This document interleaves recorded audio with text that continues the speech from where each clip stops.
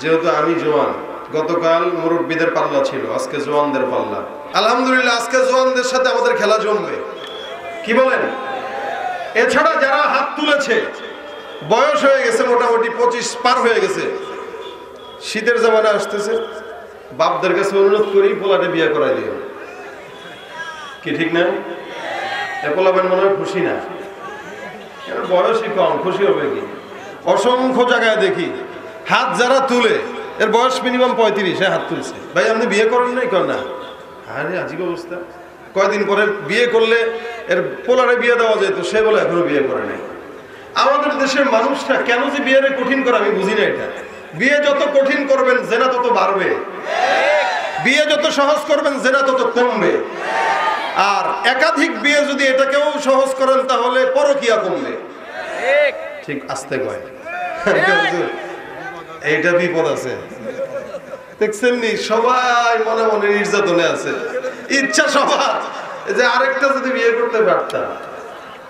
আসলেই তো আল্লাহ পাক বলছেন দুইটা করার জন্য, একটা করার কথা আল্লাহ বলেন নাই, বলছেন আগে দুইটা, তিনটা, তারপরে চারটা, না পারলে একটা। আগে তো বলছে দুইটার কথা, এখন মুরব্বী মানুষ বুঝবে আর চিন্তা করবে, আরে এই আয়াত যদি 10 বছর আগে জানতাম, এক বিড়ির লেগে থাকি এতদিন, কি বলেন? ঠিক না? এজন্য বিবাহ একাধিক, এটা ঠিক আছে, তবে আমাদের দেশের মানুষের স্বভাব হইলো পরের বিয়ে করলে আগের জরিনারে আর মনে রাখে না। এখন এটার উপর যত নির্যাতন আছে সব চালায়, আর মাইয়ারা এত হিংসুক, এরা কয় আল্লাহ আমার স্বামীরে জান্নাতে হুরো দিও না, কি বলে না এটা? আল্লাহ হুরো দিও না, আল্লাহ কয় আমি জান্নাতে হুর দিব না, এ বেটা খালি আমার। অথচ আল্লাহ পাক যেটাকে জায়েজ করছে, একটা হচ্ছে আমরা স্বীকার করি, হ্যাঁ এটা ঠিক আছে, দরকার, আর এটা হলো না, এটা গুনাহ, এটা করা যাবে না, এটা হলো হারাম। এই চিন্তা করাটাই গুনাহ।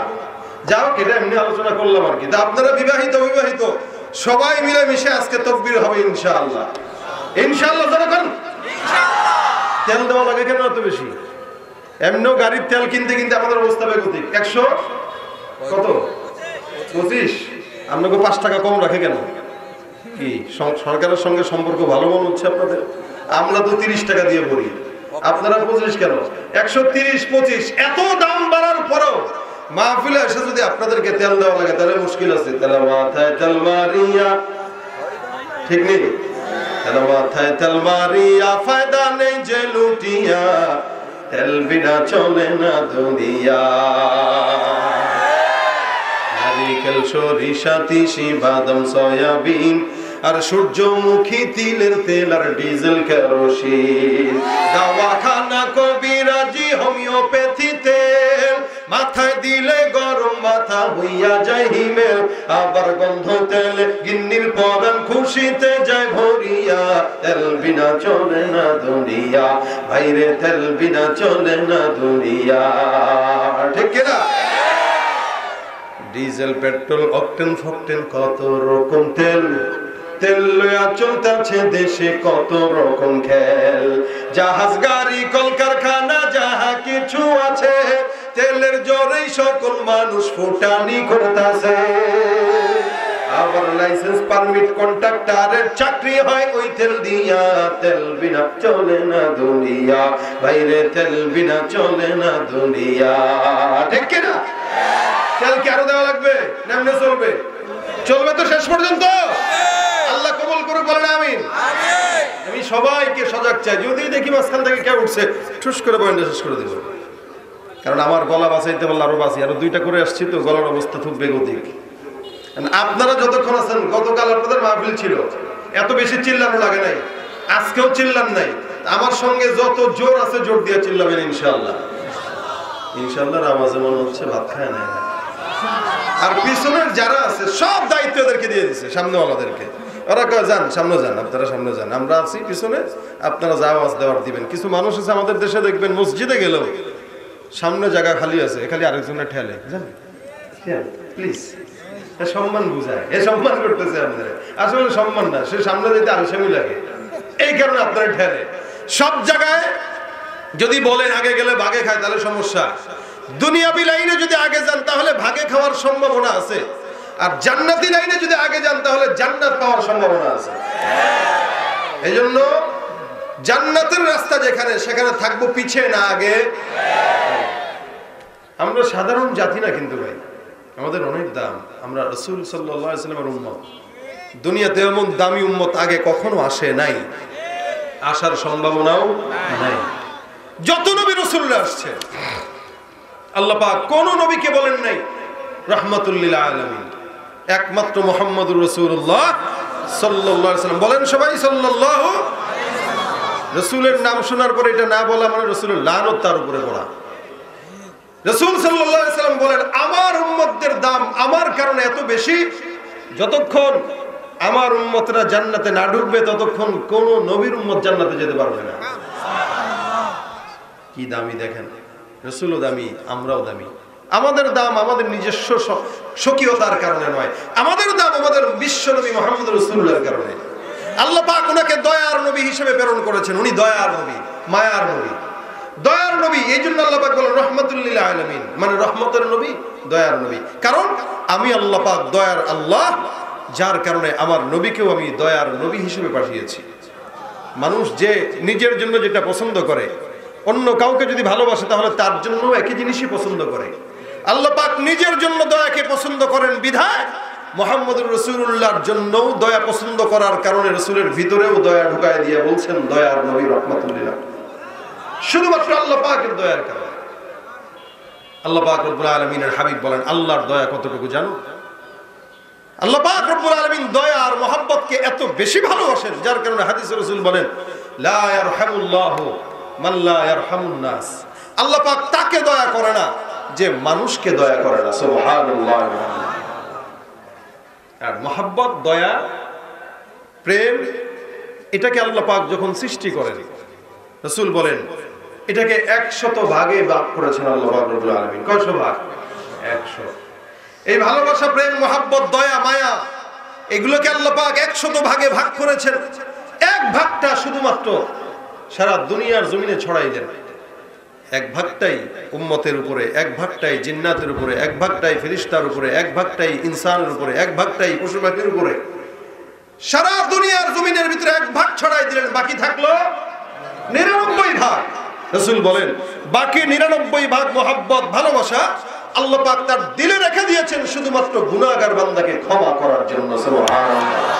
আর দয়া আল্লাহ পাক রব্বুল আলামিন বলেন ওয়ামা আরসালনাকা ইল্লা রাহমাতাল লিল আলামিন। গোটা জাহানের জন্য আমি পয়গম্বরকে রহমত বানাইলাম, সারা দুনিয়ার জন্য পয়গম্বর রহমত, আসমানের জন্য নবী রহমত, জমিনের জন্য নবী রহমত, দয়ালু, দয়ার নবী, মায়ার নবী, উম্মতের জন্য যেমন দয়ার নবী আল্লাহ পাক আল্লাহর হাবিব। যার কারণে রাসূল সাল্লাল্লাহু আলাইহি ওয়াসাল্লাম জীবদ্দশা থেকে নিয়ে এখনো পর্যন্ত, শুধুমাত্র জীবদ্দশায় আল্লাহ রাসূল সাল্লাল্লাহু আলাইহি ওয়াসাল্লাম উম্মতের জন্য কেঁদেছেন বিষয়টা এমন নয়।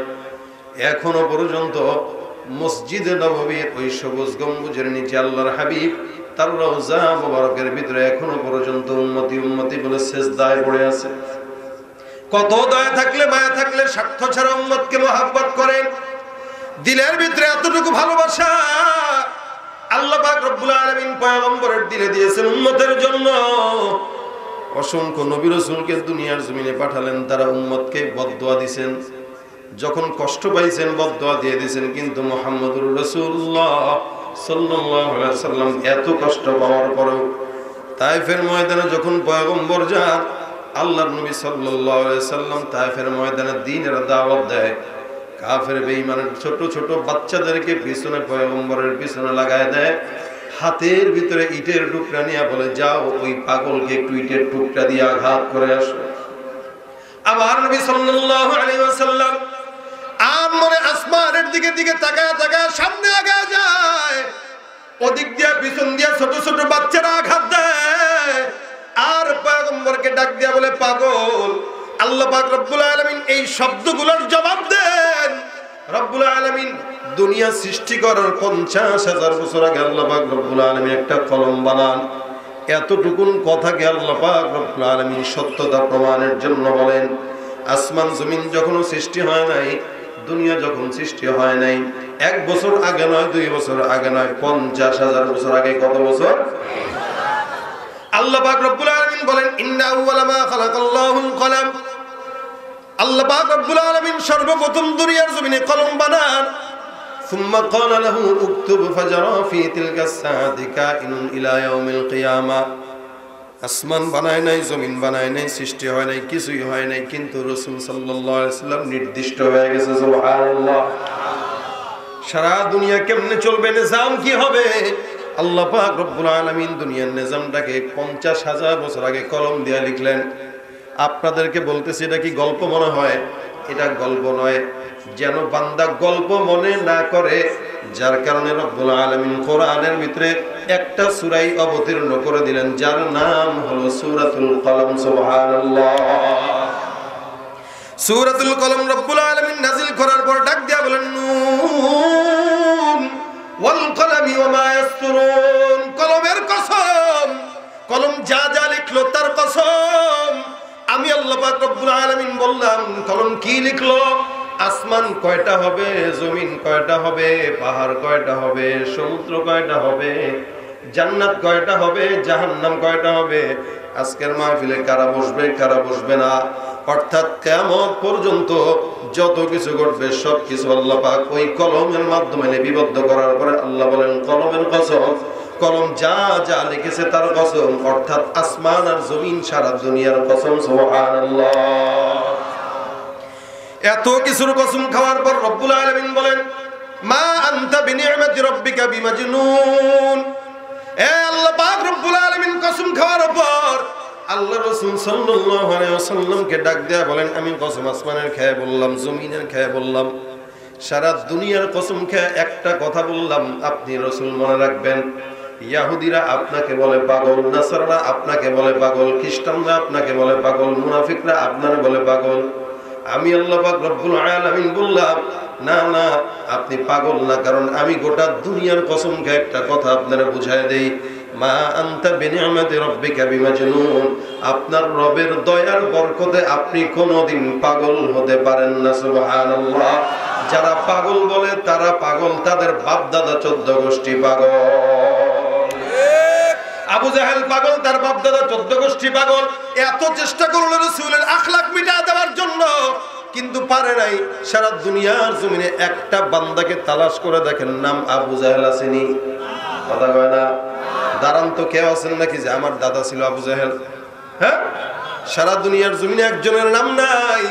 কিন্তু আল্লাহু আকবার, কত কুদরত! আবু জাহেলের নামের মানুষ নাই, মাগার মুহাম্মদের নাম মিটা দেওয়ার জন্য চেষ্টা করলো। সারা বিশ্বের ভিতরে মুহাম্মদ নামের লোকের অভাব নাই। আল্লাহ পাক রব্বুল আলামিন বলেন ওয়া ইন্না লাকা লাআজরান গায়রা মামনুন ওয়া ইন্নাকা লাআলা খুলুকিন আযীম। আমি আল্লাহ পাক আপনাকে নিরবিচ্ছিন্ন নিয়ামত দান করলাম। এত নিয়ামত অন্য কোন নবীকে দেই নাই। নবী আপনাকে এত নিয়ামত দান করছি, যেই নিয়ামত গুণে শেষ করা যায় না। সবচেয়ে বড় নিয়ামত হলো আল কোরআন। এ মুসলমান নবীর উম্মত, আল্লাহ পাক রব্বুল আলামিনকে আল্লাহ পাক পাগল বলেন না, আল্লাহ পাক বলেন সারা দুনিয়ার জমিনে সবচেয়ে আখলাকওয়ালা মানুষ। ইন্নাকা লাআলা খুলুকিন আযীম।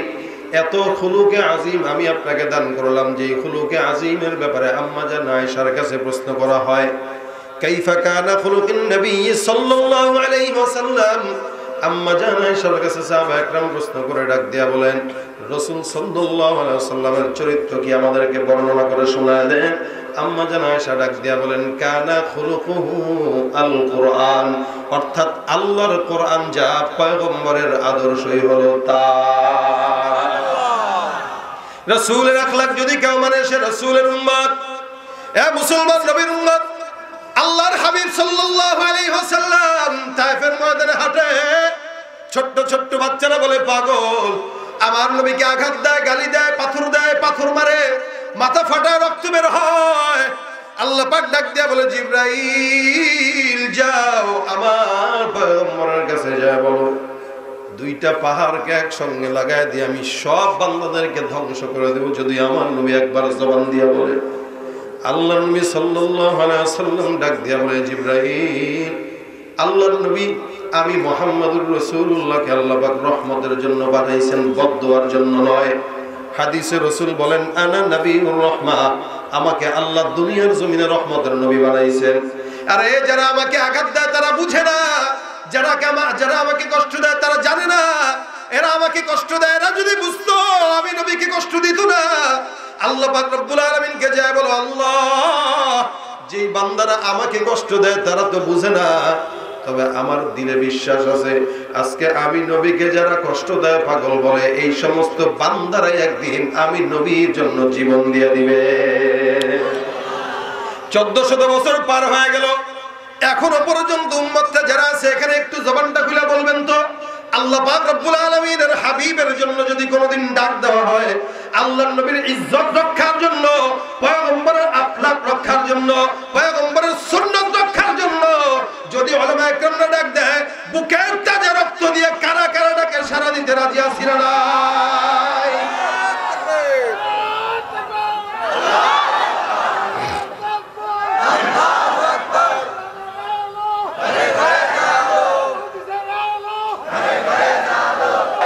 রাসূলের জন্য তৈয়ার থাকবেন ইনশাআল্লাহ?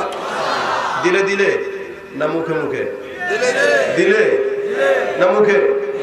আল্লাহ পাক দিলের জন্য কবুল করুন, আমিন। আমাদের হালত হলো এরকম, ইযহাব আনতা রাব্বুকা ফাকাতিলা ইন্নাহা হুনা কাঈদুন। এজন্য স্লোগান হয় জিহাদ জিহাদ জিহাদ চাই, কিছু কিছু একদল কানা পুলিশের পিটা দেখলে আর নাই ভাই। অবস্থা এমন হওয়া দরকার সাহাবা আজমাইনদের মতো বলবেন, ইযহাব আনতা ওয়া রাব্বুকা ফাকাতিলা ইন্না মাআকুমা জাহিদুন। টেনশন নেই উলামায়ে কেরাম যেখানে, নবী তো আমরা পাই নাই। জাহিলি জামানায় এরা জাহালাত অর্জন করার পরেও রাসূলকে পেয়েছে, কিন্তু বর্তমান জামানা যত জাহালাত আসুক না কেন নবী পাওয়ার সম্ভাবনা নাই। যেহেতু নবী আসবে না, কিন্তু নবীর ওয়ারিসরা থাকবে। ওয়ারিসরা যদি রাসূলের জন্য জীবন দেওয়ার জন্য ডাক দেয়, আমরা এটা বলবো না যে আপনারা যান আমরা বসে আছি, বরং আমরা বলবো কি, উলামায়ে কেরাম আপনারা সামনে আগায় যান, আমরা ডানে রাজি আছি ইনশাআল্লাহ। আল্লাহ পাক কবুল করুন, আল্লাহ কবুল করুন, বলেন আমিন। এই ঈমানকে আল্লাহ পাক মরণ পর্যন্ত রাখুক, বলেন আমিন। এটা হচ্ছে আমাদের রাসূল করিম সাল্লাল্লাহু আলাইহি সাল্লামের প্রতি মহব্বতের বহিঃপ্রকাশ। এতটুকু মহব্বত যদি দিলে থাকে ইনশাআল্লাহ আল্লাহ জাহান্নাম দিবে না, ইনশাআল্লাহ। কারণ রাসূল বলেন আল মারউ মা'a মান আহাব্বা। আরে মহব্বত রাখবেন রাসূলের সঙ্গে, মহব্বত রাখবেন কোরআনওয়ালার সঙ্গে, মহব্বত রাখবেন দ্বীনওয়ালার সঙ্গে, মহব্বত রাখবেন দাড়িওয়ালার সঙ্গে, তো দাড়িওয়ালার সঙ্গে নাজাত হয়ে যাবে, জান্নাত হয়ে যাবে। সুবহানাল্লাহ। রাসূল চাইলেই বদদুয়া দিয়া সব ধ্বংস করে দিতে পারতেন, আমরা এখনো থাকতে পারতাম না। রাসূল যদি বদদুয়া দিতেন সব ধ্বংস হয়ে গেল, তো জমিনই টিকতো না, তো আল্লাহ ডাকবে কে? আল্লাহ রাসূল বলেন যেহেতু জমিন টিকা দরকার, সব যদি আপনি মেরে ফেলেন তো আপনাকে আল্লাহ ডাকবে কে? আল্লাহ এদেরকে বুঝ দেন, হেদায়েত দেন। যার কারণে রাসূল দিলের তামান্না নিয়ে দোয়া করতেন উম্মতের জন্য, যার জন্য দোয়া করতেন তো দোয়া কবুল হয়ে যেত। সুবহানাল্লাহ। দোয়া করলেন আল্লাহুম্মা আইজ্জাল ইসলাম। মক্কার অবস্থা তেমন ভালো না, মক্কার মানুষরা রাসূলকে কষ্ট দেয়। একজন সৈনিক দরকার, যে সৈনিক রাসূলের পাশে থাকবে। আল্লাহর হাবিব দোয়া করেন আল্লাহুম্মা আইজ্জাল ইসলাম বিআহাব্বাইনি হাযাইনি রাজুলাইন বিউমর ইবনুল খাত্তাব আও জাহল ইবনে হিশাম। এ রব্বুল আলামিন, দুই লোকজনের ভিতরে একজনকে কবুল করো, দুইজনের ভিতরে একজনকে তুমি কবুল করো। হয়তো ওমরকে দাও, নয়তো আবু জাহেলকে দাও। আল্লাহ পাক বলেন ইন্নাকা লা তাহদি মান আহবাবতা ওয়ালাকিন্নাল্লাহা ইয়াহদি মান ইয়াশা। আপনি চাইলেই কিন্তু হেদায়েত দেওয়ার মালিক নয়, আমি আল্লাহ পাক রব্বুল আলামিন যাকে চাই তাকে হেদায়েত দেই। দোয়া করছেন দুইজনের পক্ষে একজন হবে। আপনি বলছেন যে কোনো একজনকে দিলেই হয়, হয়তো আবু জাহেল নয়তো ওমর। আল্লাহ পাক রব্বুল আলামিনের পয়গম্বরের দোয়া আসমানের গুলি মিস হতে পারে, মাগার রাসূলের আসমানের দোয়া মিস হয় না। নবী আমার দোয়া করেন আল্লাহ একজনকে আমাকে দিলেই চলে। রব্বুল আলামিনকে আল্লাহ পাক রব্বুল আলামিনের হাবিবকে ওমর মারার জন্য যায়, কিন্তু মারতে যাবে কোথায়? ওমর নিজেই মরে গেছে ইসলামের ছায়ায়। সুবহানাল্লাহ। যায় যায় পয়গম্বরের ইসলাম কবুল করলেন হযরত ওমর। ইসলাম কবুল করার পর এখন পাওয়ার বেড়ে গেছে, যার কারণে মক্কার সমস্ত মানুষের সামনে ওমর সুন্দর করে ডাক দিয়া বলতেছেন আমি ওমর নিজে মুসলমান হয়ে গেলাম, কারো যদি আপত্তি থাকে আমাকে বলো। এর আগে আবু বকর ইসলাম কবুল করার কারণে মার খাইছে, অন্যান্য সাহাবীরা মার খাইছে। ওমর ইসলাম কবুল করার পরে দাঁড়ায় গেছে, সোজা গেটে দাঁড়ায় গেছে, সাহস আছে। আগে রুস্তম ছিল, মানুষের সঙ্গে কুস্তি লাগতো।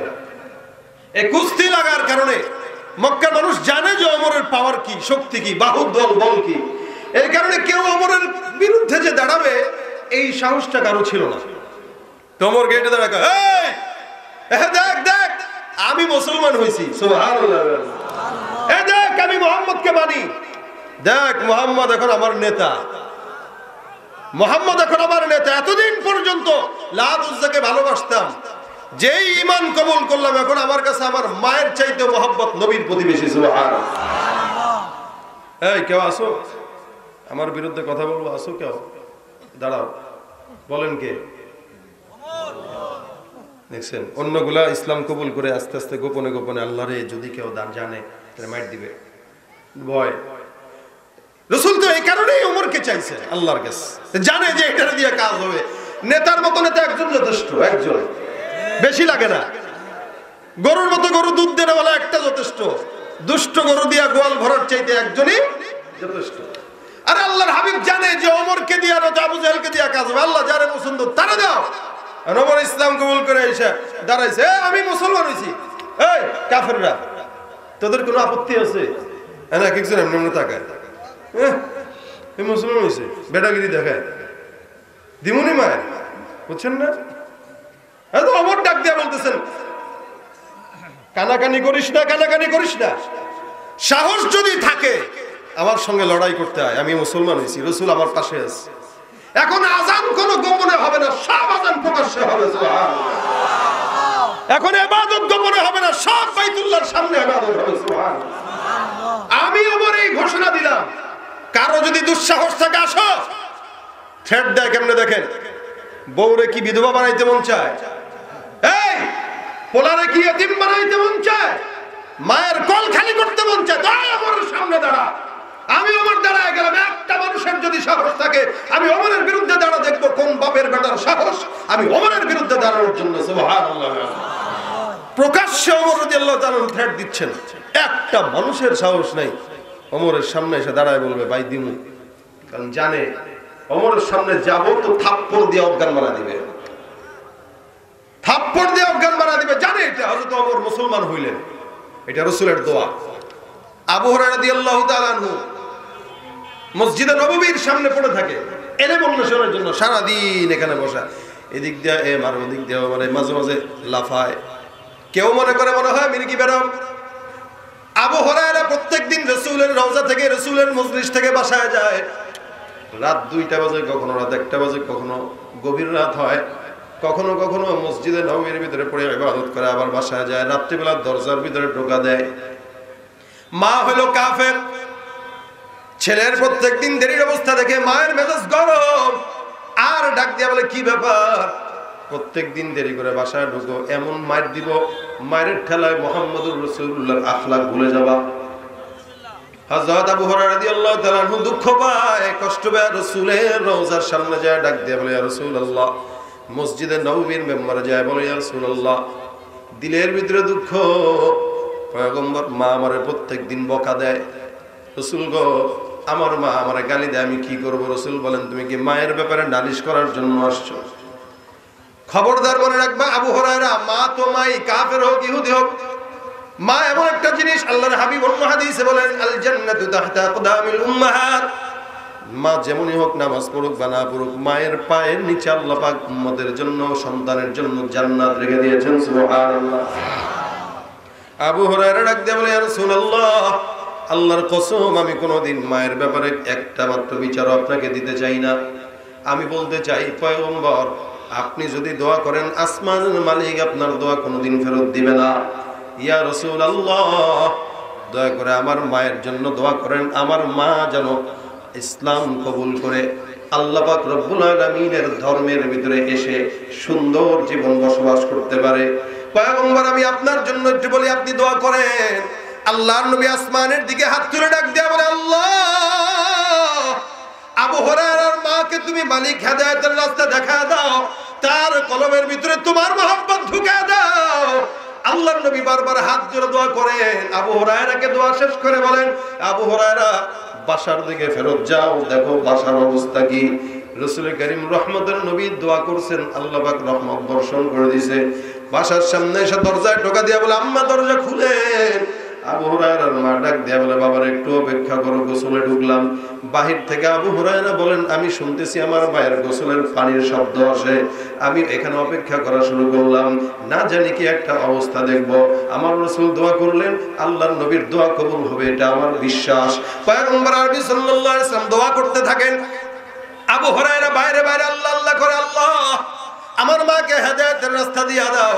মা দরজা খুললেন, ডাক দিয়ে বলে, হে আবু হুরায়রা, বাবারে তোরে এই পর্যন্ত অনেক কষ্ট দিছি, বাবা তুই ক্ষমা করে দিস। সুবহানাল্লাহ গান্ধী। আর একটু আগে মায়ের আচরণ ভিন্ন, এখন আচরণ ভিন্ন, তার মানে বোঝা গেল আমার মালিকের রহমতের দৃষ্টি মায়ের উপরে পড়ছে। আবু হুরায়রা ডাক দিয়ে বলে, মা কি বলেন, কি সমস্যা বলেন। আবু হুরায়রার মা ডাক দিয়ে বলে, আবু হুরায়রা, আমি আমার দিলের ভিতরে কেমন যেন একটা অনুভব করতেছি। আমার দিল বলতেছে আমি এমন একজনের পাগল হইলাম, আমি এমন একজনের প্রেমে পড়লাম যার প্রেম দিলের ভিতরে অনুভব করা যায়, মাগার যাকে কোনোদিন চোখে দেখা যায় না। আমাকে এমন একজনের কাছে নিয়ে যাও যার কাছে গেলে আমার দিলের প্রশান্তি পাইব। আবু হুরায়রা ডাক দিয়ে বলে, কার কাছে যেতে চান?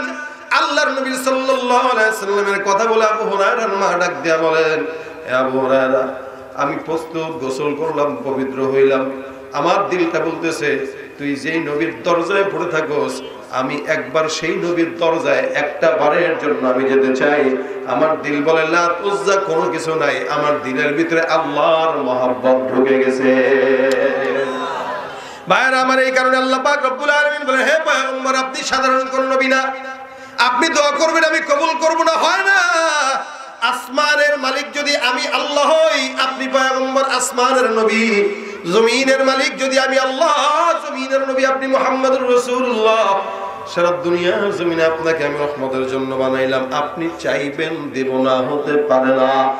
আবু হুরায়রার মা আবু হুরায়রার সঙ্গে পয়গম্বরের রওজায় যায়, পয়গম্বরের মসজিদে যায়, বাসায় যায়, ডাক দিয়ে বলে, ইয়া রাসূলুল্লাহ, এতদিন পর্যন্ত ভুল বুঝলাম, এখন আমার দিলের অবস্থা ভিন্ন।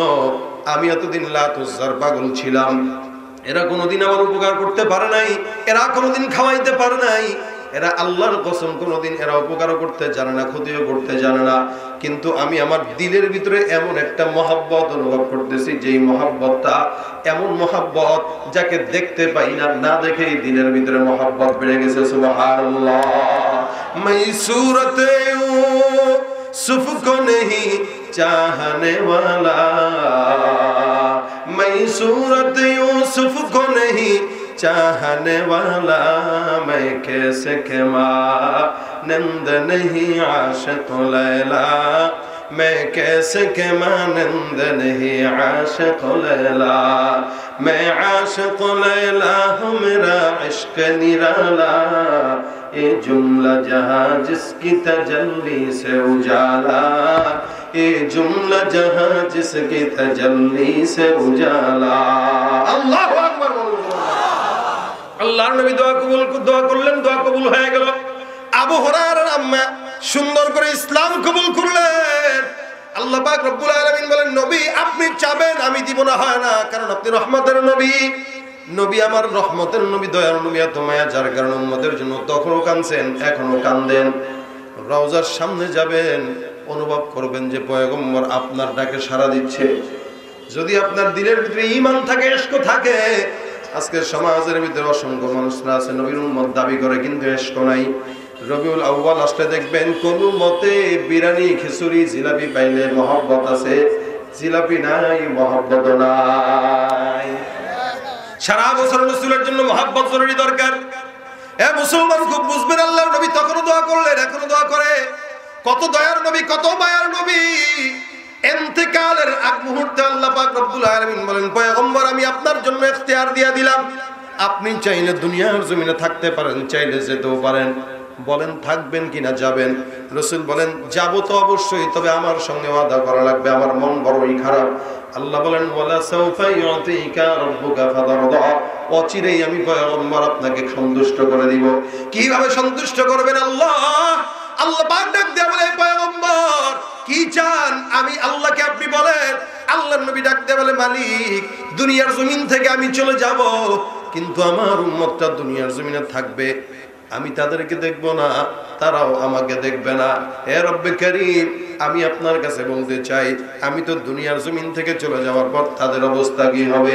আল্লাহ পাক রব্বুল আলামিন বলেন, লা আতরুকু উম্মাতাকা ফারদা। নবী আপনার টেনশনের কারণ নাই, আপনি দুনিয়ার জমিন থেকে বিদায় হওয়ার পর আপনার সমস্ত উম্মতদেরকে আমি আল্লাহ পাক রব্বুল আলামিন একা ছেড়ে দিব না। জান্নাতে না যাওয়ার আগ পর্যন্ত আপনার উম্মতদেরকে আমি আল্লাহ হাত ধরে ধরে জান্নাতের রাস্তায় নিয়ে যাব। আমি আল্লাহ পাক আপনার উম্মতদেরকে ছাড়বো না। এ রাসূল আপনি কি সন্তুষ্ট? বলে না। এ সাকরাতুল মাউত বহুত কষ্ট, এত যন্ত্রণা আমাকে যদি আল্লাহ পাক রব্বুল আলামিন দেয়, আমার উম্মতকে কি দিবে? আল্লাহ পাক রব্বুল আলামিন ডাক দিয়ে বলেন, নবী আপনার টেনশন নাই। রাসূল হাদিসের ভিতরে মৃত্যুর যন্ত্রণার কথা বলতে যায় বলেন, একজন মৃত্যু যন্ত্রণাকারীর যন্ত্রণা কেমন হবে? একটা জ্যান্ত বকরিকে ঝুলায়া চামড়া ছিললে যত কষ্ট হয়, তার চাইতেও বেশি কষ্ট মওতের কষ্ট। কিন্তু আল্লাহ পাক রব্বুল আলামিন পয়গম্বরকে বলেন, নবী আপনার কোন ঈমানদার বান্দা যখন দুনিয়ার জমিন থেকে বিদায় হবে, আমি আল্লাহ তাকে কত সম্মান দেব, কত শান্তি দেব। একটা পিঁপড়া কাটলে যতটুকু কষ্ট হয়, তার চাইতেও আরামে আমি আল্লাহ ঈমানদারের বান্দার জান কবজ করব। সুবহানাল্লাহ। ভাইরা আমার, আল্লাহ পাক রব্বুল আলামিনের হাবিব ডাক দিয়া বলেন, হ্যাঁ আমার উম্মতদের সবকিছু শেষ, তবে আরো কিছু জিনিস। হে রব্বুল আলামিন, দুনিয়ার জমিনে অসংখ্য নবীরা আসছে, সব নবীদের উম্মতদেরকে গুনাহ করার সঙ্গে সঙ্গে গজব দিয়া ধ্বংস করে দেওয়া হতো। এমন এমন কোন উম্মত গেছে যারা গুনাহ করছে তো দরজায় লেখা হয়ে গেছে, গুনাহ করছে তো কপালের ভিতরে লেখা হয়ে গেছে। কিন্তু দেখেন তো, আপনি আমি দুনিয়ার জমিনে এত গুনাহ করি, আমাদেরকে আল্লাহ পাক গজব দেন না, আমাদেরকে ধ্বংস করেন না, আমাদের নাম কপালেও লেখা হয় না, আমাদের নাম দরজায় লেখা হয় না। কারণ কি জানেন? আল্লাহর নবী দোয়া করছেন, আমার উম্মতরা গুনাহ করলে তাদেরকে ধ্বংস না করার জন্য, আর গুনাহ যদি করে মরণের আগ পর্যন্ত তওবার সুযোগ দেওয়ার জন্য। সুবহানাল্লাহ। কতটা দয়ালু আল্লাহর হাবিব সাল্লাল্লাহু আলাইহি ওয়াসাল্লাম, কত দিকে ফিকির করে আমাদের জন্য ভবিষ্যতের রাস্তা ক্লিয়ার করে দিয়েছে। এরপরেও যদি নামাজ না পড়ে, ও মুনাফিক ছাড়া আর কিছু হতে পারে না। এরপরেও যদি দাড়ি না রাখে, ও মুনাফিক ছাড়া কিচ্ছু হতে পারে না। উম্মত দাবি করেন, মুসলমান দাবি করেন, ইমানদার দাবি করেন, নামাজ নাই, রোজা নাই, হজ নাই, যাকাত নাই, ও মুসলমান না, ভণ্ড ছাড়া কিচ্ছু নয়। রমজান এলে রাখো না রোজা, দিনকে করো আঘাত, পয়সা কড়ির নেই তো অভাব, দাও না তো যাকাত। তুমি ইমানদারির বড়াই করো, ইমানদারির বড়াই করো, নেই তোমার ঈমান, ইমানদারির বড়াই করো, নেই তোমার ঈমান। তুমি কেমন মুসলমান, তুমি কেমন মুসলমান, নামাজের সাথে নাই পরিচয়, মানো না কোরআন, নামাজের সাথে নাই পরিচয়, মানো না কোরআন, তুমি কেমন মুসলমান। ঠিক কিনা? নবীর উম্মত দাবি করো, সুন্নাহ মানো না, নবীর অপমানে তোমার হৃদয় কাঁদে না। তুমি নবীর উম্মত দাবি করো, সুন্নাহ মানো না, নবীর অপমানে তোমার হৃদয় কাঁদে না। তুমি বিজাতীয় সংস্কৃতিতে শোভেছো কোরআন, বিজাতীয় সংস্কৃতিতে শোভেছো কোরআন, তুমি কেমন মুসলমান, তুমি কেমন মুসলমান। মুসলমান দাবি করে উম্মত, মুসলমান দাবি করে দাড়ি নাই, মুসলমান দাবি করে সুন্নাত নাই। আল্লাহ পাক রব্বুল আলামিনের হাবিব এত দয়া করে মায়া করে এখনো পর্যন্ত রওজা শরীফের ভিতরে উম্মতের জন্য সিজদায় পড়ে আছে। কিয়ামতের কঠিন ময়দানে সব উম্মতরা যখন নবীর কাছে যাবে, আদম পয়গম্বরের কাছে যায় দেখবে, বলে নাফসি নাফসি। নূহ পয়গম্বরের কাছে যাবে, নাফসি নাফসি। ঈসা পয়গম্বরের কাছে যাবে, বলে নাফসি নাফসি। ইসমাইল বলবে নাফসি, ইব্রাহিম বলবে নাফসি, বান্দারা যাবে কোথায়? মুহাম্মদুর রাসূলুল্লাহ সাল্লাল্লাহু আলাইহি ওয়াসাল্লামের কাছে যখন যাবে, একমাত্র এই নবীটাকেই দেখবে। আল্লাহর কাছে কাঁদতে কাঁদতে বলে, উম্মতি উম্মতি। এত দয়ার নবী, মায়ের নবী, আল্লাহ পাক রব্বুল আলামিন বলেন, এই জন্য রাহমাতুল লিল আলামিন বানাইলাম। কারণ যদি দিলের ভিতরে দয়াই না থাকে, রহমতই না থাকে, তাহলে কেমনে নবী হবে? অসংখ্য বান্দারা আমার নবীকে কষ্ট দিবে, এরপরেও নবী আমার বদদুয়া দিবে না। এটাই হলো রহমতের নবী। নবী আমাদের জন্য এত কিছু করার পর আমরা যদি কিচ্ছু না করি, এটা নাফরমানি ছাড়া কিচ্ছু না। এই কারণে যখন নিজের মায়ের জন্য দোয়া করবেন, বাবার জন্য দোয়া করবেন, তখন রাসূলের রওজায় একটু সুন্দর করে সালাম পাঠাবেন।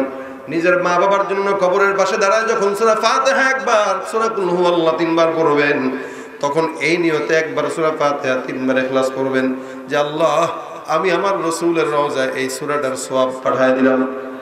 রাজি আছেন নি? যখন সময় হবে একটু সাল্লাল্লাহু আলাইহি ওয়াসাল্লামের জিকির করবেন। কারণ আল্লাহ পাক রব্বুল আলামিন দুনিয়ার জমিনে অন্য কোনো আমল করেন না। নামাজ লাগে না, রোজা লাগে না, ইবাদত লাগে না। মালিক একটা ইবাদত করে, সেটা কি? ইন্নাল্লাহা ওয়া মালাইকাতাহু ইউসাল্লুনা আলান নবী ইয়া আইয়ুহাল্লাযীনা আমানু সাল্লু আলাইহি ওয়া সাল্লিমু তাসলিমা।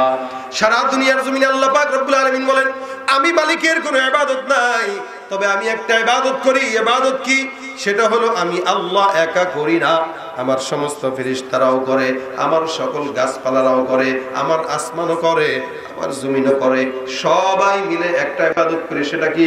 সাল্লাল্লাহু আলাইহি ওয়াসাল্লাম। সুবহানাল্লাহ। সব ইবাদতের ঊর্ধ্বে আল্লাহ। কিন্তু এই ইবাদতটা আল্লাহ পাক নিজে করেন, একমাত্র দুরূদ শরীফের ইবাদত। যেহেতু রাসূল আমাদের জন্য কান্দে কবরে, আমরাও তো এই পার থেকে রাসূলের জন্য কিছু পাঠানো উচিত আমাদের। রাসূল যেহেতু আমাদের উপর রহম করেছে, আমাদেরও তো উচিত তার উপরেও কিছু রহম করা, ঠিক না? এতক্ষণ যা শুনলেন সব ভুলে গেলেও কোনো সমস্যা নাই। একটা জিনিস যদি এখান থেকে বাসা পর্যন্ত নিতে পারি, তাহলে বলতে পারবেন যে এই 2 দিন ব্যাপী মাহফিলে একটা জিনিস শিখছি। সব ভুলে যান, একটা আমল এখান থেকে আমিও নেব, আপনারাও নেবেন। আল্লাহ পাক যে আমল করেন উম্মতের জন্য, সে আমলটা করা ফরজ হয়ে গেছে, যেহেতু আল্লাহ পাকের আদেশ। সাল্লু আলাইহি, এটা আল্লাহ পাকের আদেশ। সেদিক থেকে বলি, যখন সুযোগ পাবেন, হাতের কাজ আছে, পায়ের কাজ আছে, জবানের তো কোনো কাজ থাকে না। জবানের কাজ আমরা একটা বানায় নেব, সেটা শুধুমাত্র রাসূল সাল্লাল্লাহু আলাইহি ওয়াসাল্লামের নামের উপরে দুরূদের আমল করা। সাল্লাল্লাহু আলাইহি ওয়াসাল্লাম একবার পড়বেন তো 10 বার রহমত নাজিল হয়ে যাবে, একবার পড়বেন তো 10টা গুনাহ মাফ হয়ে যাবে, একবার পড়বেন তো 10 বার সম্মান বুলন্দ করে দিবে। সপ্তাহে একদিন নাম, ঠিকানা, বাবার নাম, এলাকার নাম সব সহ রাসূলের রওজায় আপনার আমলনামা পৌঁছায় যাবে। যত বেশি যাবে তত বেশি রাসূল আপনাকে চিনবে, যত বেশি চিনবে তত আগে আগে সুপারিশ করবে। সুপারিশ চান না? চান না? সবাই চান ইনশাআল্লাহ। রাসূল সাল্লাল্লাহু আলাইহি ওয়াসাল্লাম যদি আপনাকে চিনতে পারে তো জান্নাত 100% শিওর। কিন্তু চিনার জন্য কাজ করা লাগবে। বসে আছি, হাতের কাজ আছে, পায়ের কাজ আছে, আমাদের জবানের কাজ আমরা এখন গীবত বানায় ফেলছি। গীবতটাকে আমরা ইবাদত মনে করে করি। বসে করে আবার বলে, আরে ভাই কিছু মনে করেন না। যদিও গীবত হয় তাও কই, যদিও গীবত হয় তাও বলি। এই সমস্ত কথা বলে গীবত গায়। আবার অনেকে বলে, হ্যাঁ আমি গীবত গাই নাই, তারা ডাকেন, তার সামনে বলতে পারবো। আরে গীবত কাকে বলে? যেই দোষটা তার ভিতরে আছে ওইটাই তো তার অগোচরে বলা, এটা গীবত। দোষ যদি না থাকে তাহলে এটা বলা তো হলো অপবাদ। আমরা গীবত বলতেছি ইমান মনে করে। আর চায়ের দোকানগুলো আমাদের দেশে আছে, রুটি, কলা, পাউরুটি উঠানোর টাকা নাই, 32 ইঞ্চি টিভি উঠানোর টাকা আল্লাহ তারা ঠিকই দিছে। এই টিভি উঠায় রাখে, আর যত বদনাম আছে সবার নামে বদনাম বসে বসে করে। তাও এরা যুবকরা না, এগুলো সব মুরব্বীরা। দাড়ি পেকে গেছে, এক পা কবরে চলে গেছে, এ বসে বসে সিগারেট টানে আর গীবত গায়, অথচ তার নিজের তলা ঠিক নেই। এই জন্য কেউ যখন আপনার সামনে গীবত গাবে, আপনি সুন্দর করে জবানটা খুলে বলবেন, সল্লি আলান নবী, ভাই দুরূদ পড়, এই দুরূদ পড়, তোর শয়তান ধরছে, দুরূদ পড়ায় দিবেন, দেখবেন সওয়াব হয়ে যাবে। এই জন্য হাতের কাজ নাই, পায়ের কাজ, হাতের কাজ, পায়ের কাজ, টেনশন, বিবেকের সবকিছু বাদ দিয়া যখন একটু ফ্রি হবেন, সাল্লাল্লাহু আলাইহি ওয়াসাল্লাম, সাল্লাল্লাহু আলাইহি ওয়াসাল্লাম পারবেন করতে ইনশাআল্লাহ। যত বিপদ আসুক না কেন, আমি বলতে পারি 100% ওভার সিওরিটি দিয়ে আপনাদেরকে, যত বিপদ আসুক না কেন, প্রত্যেকটা বিপদে রাসূল সাল্লাল্লাহু আলাইহি ওয়াসাল্লাম দুরূদ শরীফ পড়বেন, দেখবেন বিপদ শেষ হয়ে গেছে। বিশ্বাস হয়? হয় ইনশাআল্লাহ। দুরূদ পড়বেন, স্বপ্নে রাসূল দেখা দিয়ে দেবেন ইনশাআল্লাহ। আপনি রাসূলকে ডাকবেন তো রাসূল আপনাকে আসবে না? ডাকলে তো রাসূল আসবে, স্বপ্নে চলে আসবে। স্বপ্নেও যদি কেউ দেখে তো জাহান্নাম হারাম হয়ে যাবে ইনশাআল্লাহ, জান্নাত ওয়াজিব হয়ে যাবে স্বপ্নেও যদি দেখে কেউ। তা আমরা রাসূলকে স্বপ্নে দেখতে চাই তো ইনশাআল্লাহ। এজন্য বেশি বেশি ভাই শুইছেন, গান না শুনে সাল্লাল্লাহু আলাইহি ওয়াসাল্লাম করতে করতে ঘুমায় যান। হুন্ডা চালাইতেছেন সাল্লাল্লাহু আলাইহি ওয়াসাল্লাম, কারো সঙ্গে বসে আছেন কাজ নাই সাল্লাল্লাহু আলাইহি ওয়াসাল্লাম, দোকানপাটে বসে আছেন ব্যবসা বরকত হয় না সাল্লাল্লাহু আলাইহি ওয়াসাল্লাম, যে যেখানে আছেন মা বোনরা তরকারি করতেছেন সাল্লাল্লাহু আলাইহি ওয়াসাল্লাম, রান্না করতেছেন সাল্লাল্লাহু আলাইহি ওয়াসাল্লাম। যখন মনে পড়বে দিনে 10 বার পারেন, 20 বার পারেন, 100 বার পারেন, যতটুকু পারেন প্রত্যেক দিন যদি 5 ওয়াক্ত নামাজের পর 10 বার করেও পড়েন তাও তো 50 বার, তাও তো 50 বার। অভ্যাস শুরু করেন না, শুরু করেন না অভ্যাস, দেখবেন ইনশাআল্লাহ আপনাকে কোনো বিপদ আপদ বুঝবে না। আরে আমাদের বাবা আদম পর্যন্ত রাসূলের উসিলায় আল্লাহর কাছে মাফ চাইছেন, এই নামের উসিলায় মাফ চাইছেন আল্লাহর কাছে। তা আমরা সেই রাসূলের উম্মত হয়ে কি মাফ পাবো না ইনশাআল্লাহ? কারা কারা নিয়ত করবেন আজকে থেকে দুরূদের আমল ধরবো ইনশাআল্লাহ। আল্লাহ আগে আমাকে তুমি তৌফিক দাও, করো সবাইকে দাও, বলেন না আমিন। আল্লাহ আমাদেরকে তৌফিক দান করো, বলেন আমিন। হাতটা উঠাইছেন তো ইনশাআল্লাহ? ইনশাআল্লাহ 2 হাত উঠান। রাসূল যেহেতু আমাদের জন্য রহমত করে, আমাদের রহমত করা দরকার আছে না? জোরে বলেন।